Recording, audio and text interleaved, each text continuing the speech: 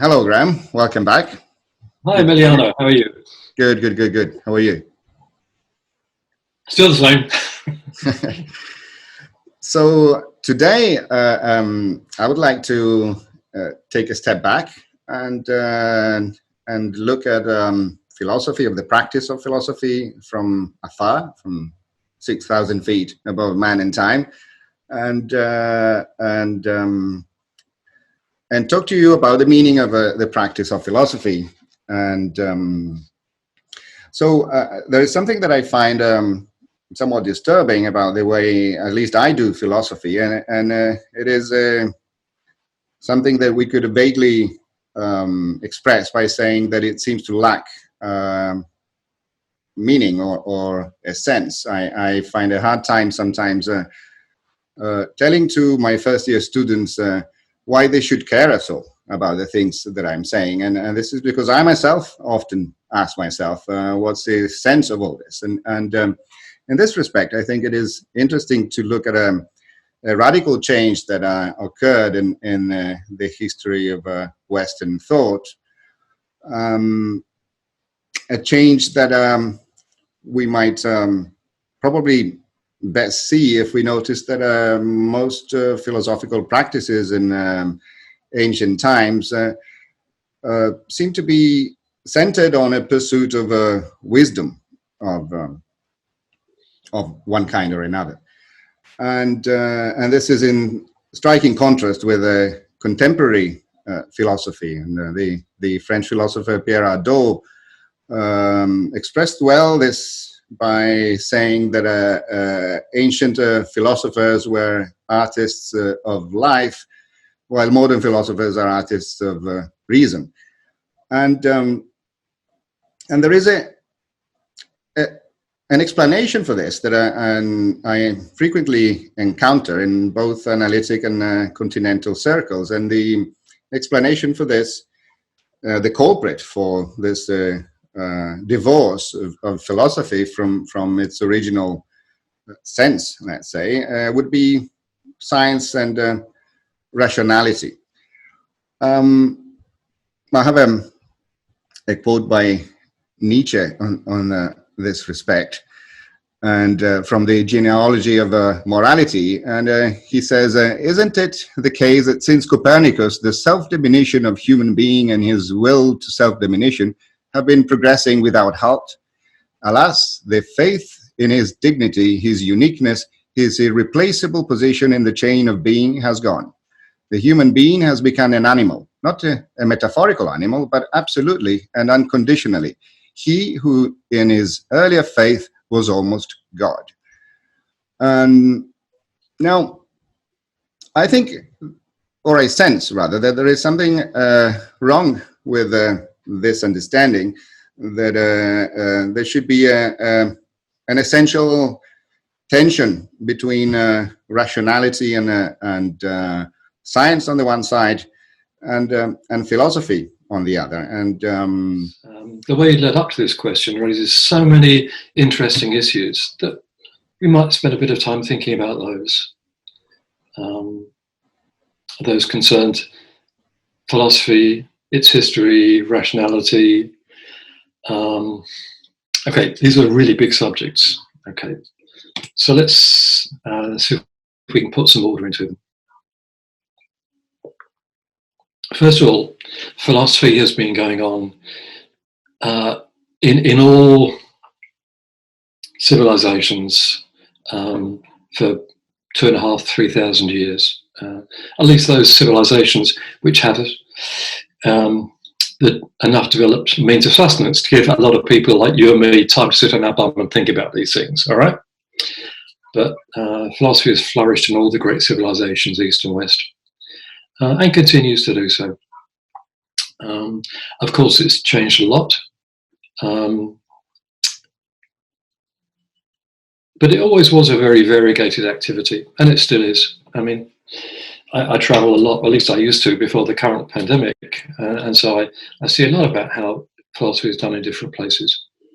And to talk about philosophy in the world today is still too variegated to make sweeping generalizations. It's different in South America and in Japan and in North America, in Africa. But wherever you find it, it has various common characteristics. And the first of those are that people are interested in a number of things. They're interested in understanding the world in which we live, in how you live in such a world, in how we know about it, in how you organize a state, in what makes something art. So you find these problems across all philosophical traditions of which I'm aware. Not only that, but philosophy is never just an attempt to say, well, I think such and such. Any idiot can do that, and lots of idiots do. Take your pick. Philosophers always try to not only understand these things, have views about them, but to argue for them. That is, to provide grounds and justifications and think about other possibilities and say why the possibilities they favour are right and so on. So it's not just having a view. As I say, any idiot can do that. It's trying to sort of ground or justify your view. All philosophers do that in any philosophical tradition I'm aware of. Does that mean they employ argument? Yes. Does that mean they use rational methods? Yes. So I don't think rational procedures have gone out the window in philosophy at all. Of course, one can argue in different ways. There are many different kinds of ways in which you can substantiate your case, but you're still doing the same thing.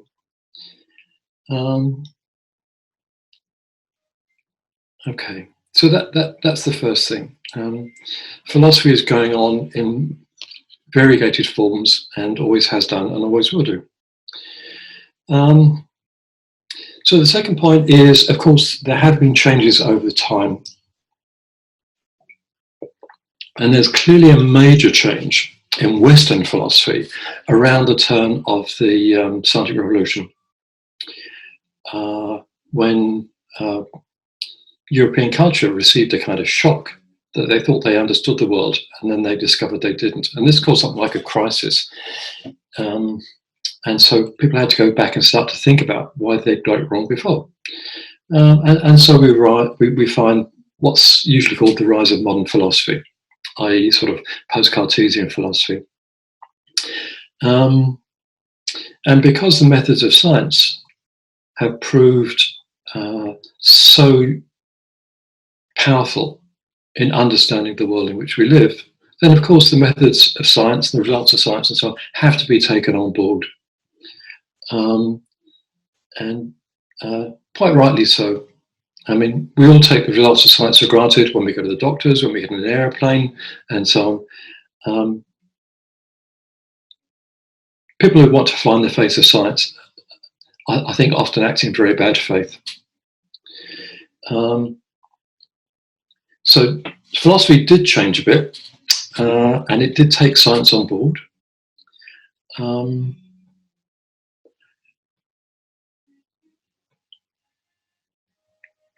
This has led some people to see philosophy as the kind of handmaiden of science. So this is a view I associate very much with Quine, for example. Science tells us what the world is like, and philosophy fits around it. Okay. You call this scientism, if you like. It's got nothing much to do with rationality, as I've just stressed. It's got to do with taking science to be the kind of piece of the picture around which everything fits. I think it's just crazy, okay? Because there's so much more to the world in which we live than what science can tell us about. Science is powerless to tell us about the nature of art. It's powerless to tell us about how we should live. It's powerless to tell us about so many different things. It doesn't mean you can't approach these things rationally. You certainly can. But science isn't going to be much use in answering these things. So,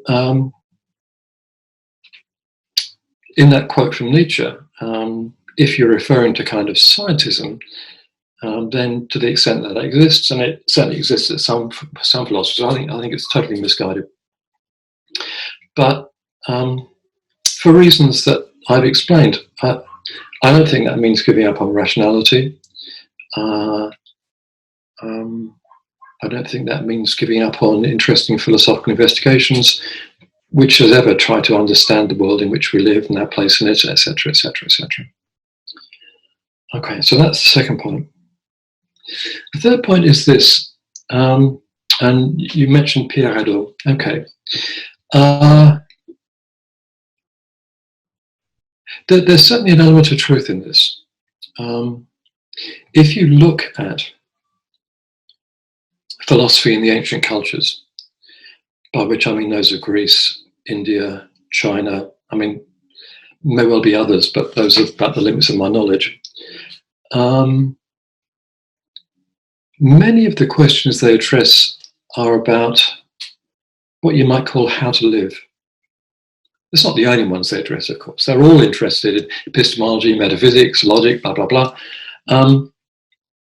But the question of how one should live is an important one. Now, I think it's fair to say that at least in the West, the central importance of that question has dropped out. It hasn't disappeared. There are, you can still find discussions of the meaning of life, for example, in analytic philosophy. And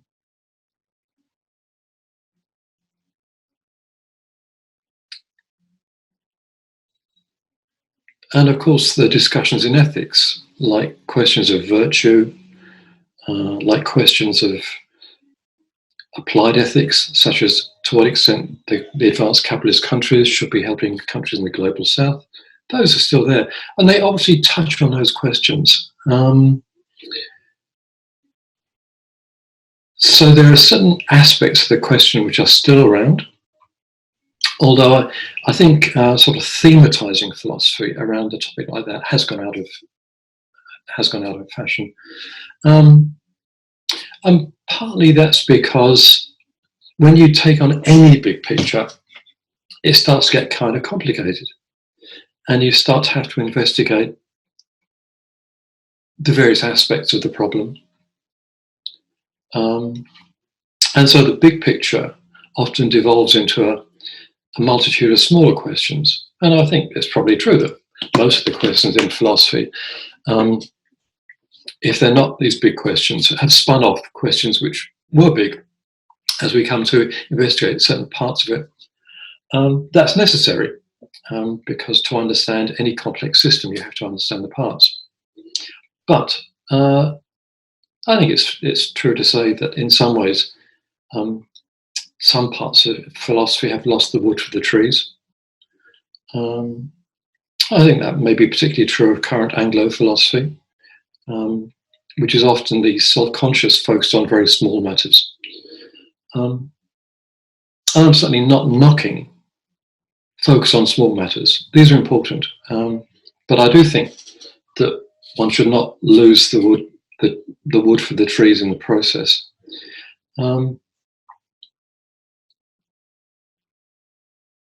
So philosophy is an ongoing process. Only an idiot is going to predict what it will be like in 50 years' time.